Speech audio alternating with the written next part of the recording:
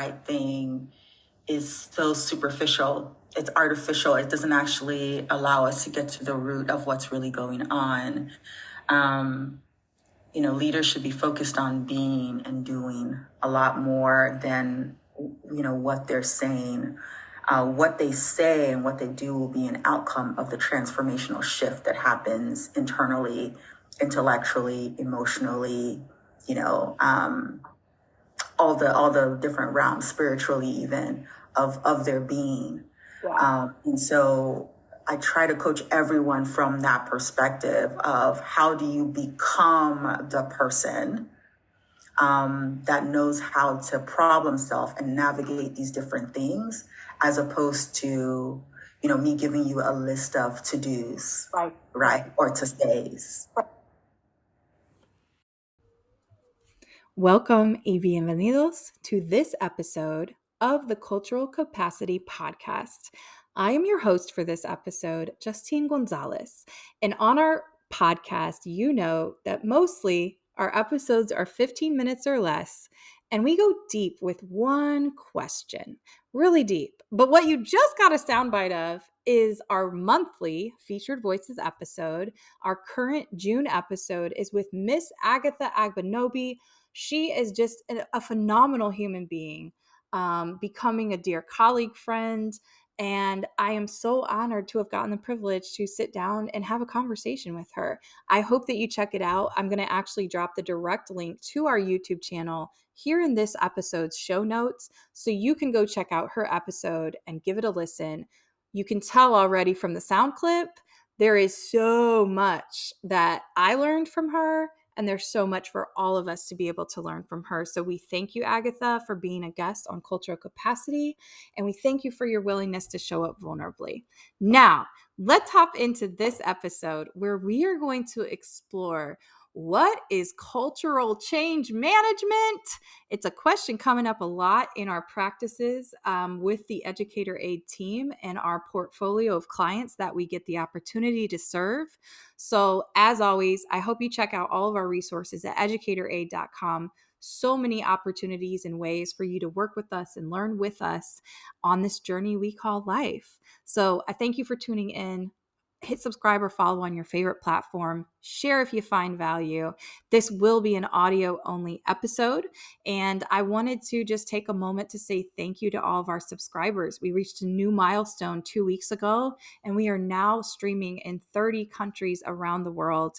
That has increased in the past few months, and I am so, so happy for our team, and I am most of all happy for each of you, the listeners, for showing up for yourself today and every day that we get to be on this beautiful planet we call Earth. So let's get into it. We're going to discuss what in the world is cultural change management. You know the drill. As soon as you hear the little intro song, we're going to get right into it, and then you'll hear our outro song. All right, let's get into it.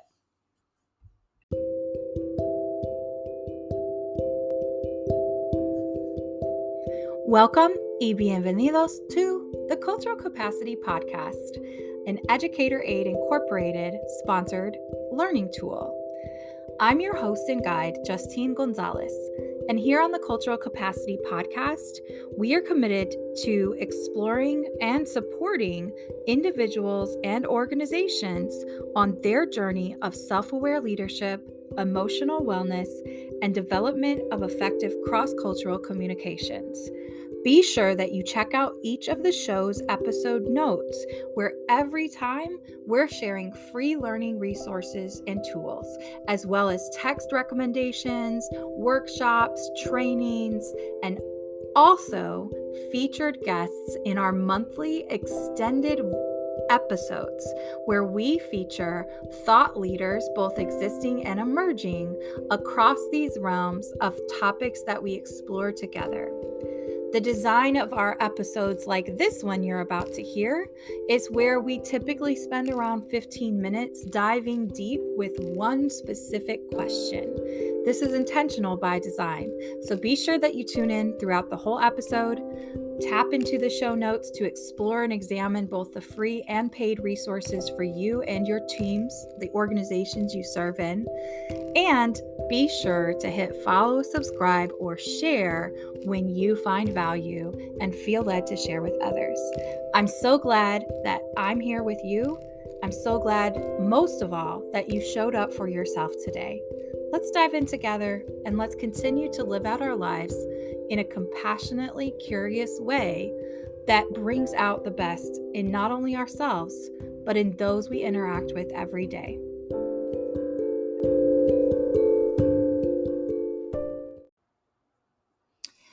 All right, let's dig into this question. What is cultural change management?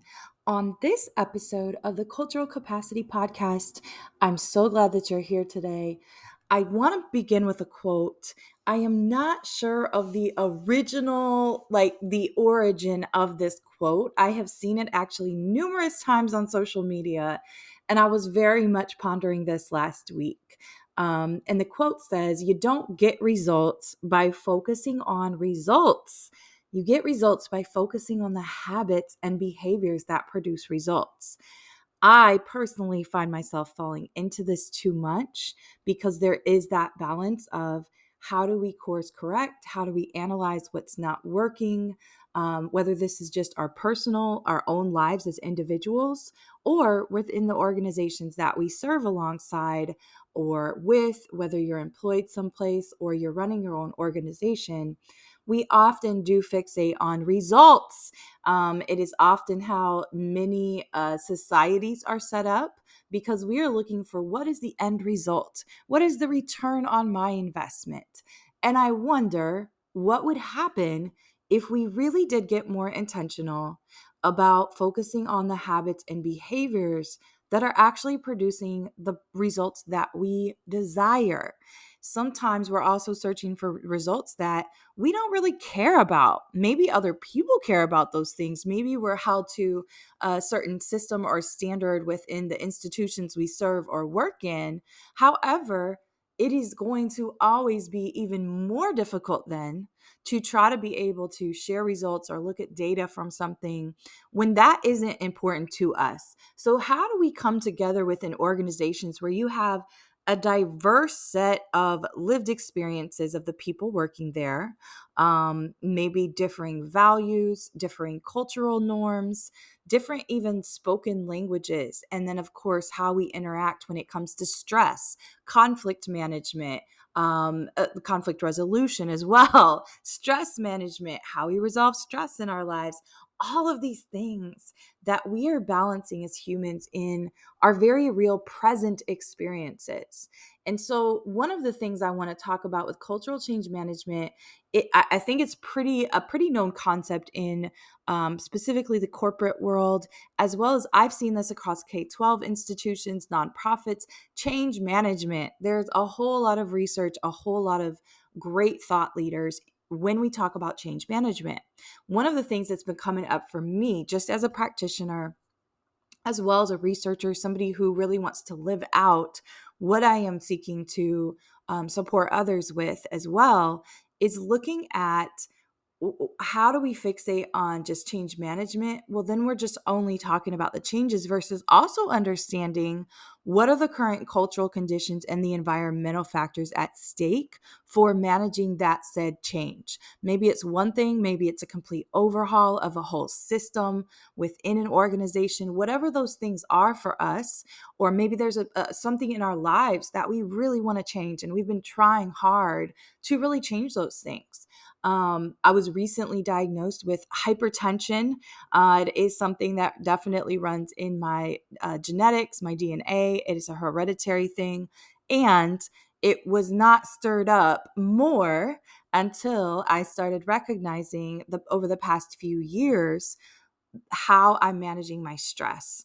And one of the realities I had to face was look at the environment and who am I surrounded with? What are my daily routines and behaviors? And really starting to do a full assessment, kind of an inventory on myself of how am I also considering the cultural environment factors, meaning culture, my norms, my values, my beliefs surrounding hypertension? And I was embarrassed to tell people I had to go on meds. And then you look underneath and I say, well, Justine, why are you embarrassed? And what do you have attached to that? And where's that coming from? All of the work of unpacking how we see the world, how we perceive things. And unfortunately, sometimes we learn, and in that situation for myself, and putting that out for you all to use as an example, to kind of do an inventory of your own life, or maybe an area that you're either holding a little bit of shame about, or you're just still not sure how to work with that piece of news, or how to accept where you are with something. I sometimes struggle with that, when in my mind, that automatically is like, you're unhealthy, you're unhealthy. And that's not true. So that's not the complete truth. So when I say cultural change management, we often tend to hop to, what are we changing? How do we fix this fast? Instead of considering what already exists and what needs to be managed, and how do we meet people where they are to manage that change we're desiring effectively. And so any form of change actually requires leaders to understand the cultural change management and how those different factors are going to impact the realities for those who are living out those changes and who it's impacting. And I believe that the current climate and cultural health of your organization really deserves to be creating community and collective progress that is based upon current realities. It's really easy, to fixate upon and also glamorize the past in particular. We can do the same thing with the future. But that neither of those is accepting the present realities, the this is us of what's happening with culture in our organizations. So how do we actually take steps to do that? I'm going to give you quick 3 easy steps that are part of some of our processes here at Educator Aid. And you might want to take out something to jot down notes, or maybe you pause here, come back at a later time so that you can write this down or revisit it. The first is this: identify and analyze your current systems, practices, and cultural health of your organization. There are so many tools out there, y'all. Our company has quite a few, but there are so many tried and true tools for which you can begin this journey of taking an audit and identifying and analyzing the current systems that are in place. This could go back to communications. It could go back to safety and risk. It could go back to a number of categories. And it also depends on what you are in the process of transforming or shifting within your organization. Number 2, design and implement a communications-driven strategic plan.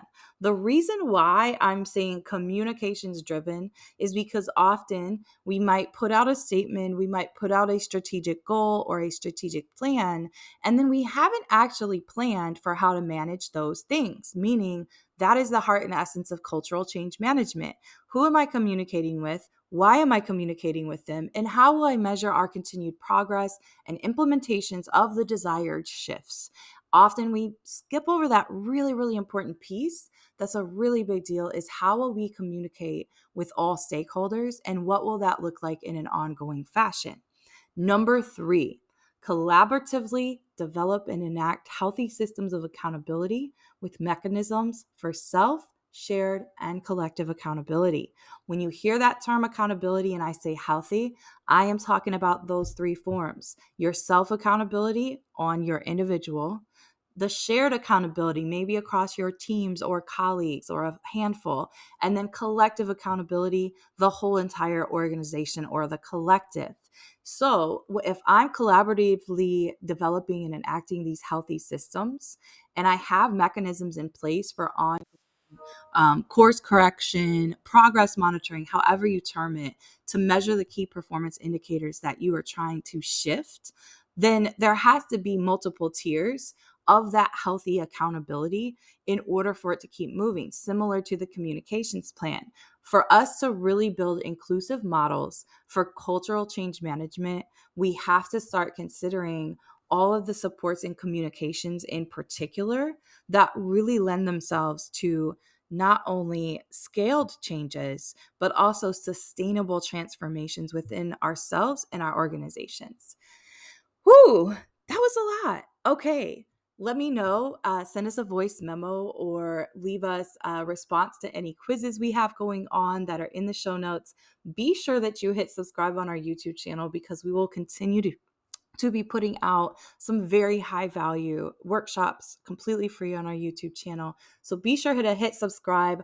Also check out our current Featured Voices episode with Agatha, who you heard a sneak peek of at the beginning of this episode. Take care, and let's continue to get compassionately curious together.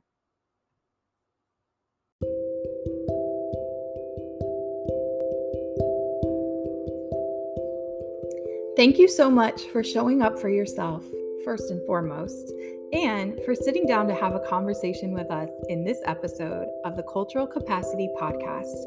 I'm your host, Justine Gonzalez, and I encourage you to first and foremost check out our website, educatoraid.com, as well as any of the linked resources in the resource section of our show notes. And finally, be sure you hit subscribe on your preferred platform. For podcast preference, we stream on Audible, Amazon Prime, Apple Podcasts, Google Podcasts, and Spotify. Don't forget to give us a 5-star review when you're over there on those platforms. And then you can also click to subscribe to our YouTube channel. This is also in the resource section of our show notes.